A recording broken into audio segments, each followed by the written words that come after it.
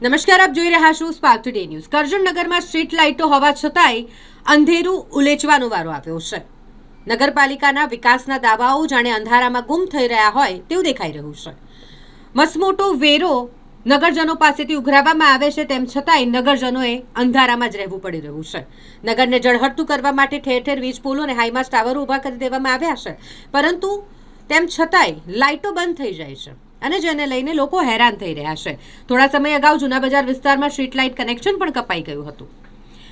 અહીં લોકો આ અંધારાને કારણે ખૂબ જ હેરાન થઈ રહ્યા છે. નગરમાં આવેલ જૂની કોર્ટ સંકુલ પાસે આજે કંઈક આવું અંધારાનું ચિત્ર જોવા મળ્યું, જે જોતા પાલિકાનો વહીવટ કેવો છે તે પ્રસ્થાપિત થઈ રહ્યો છે.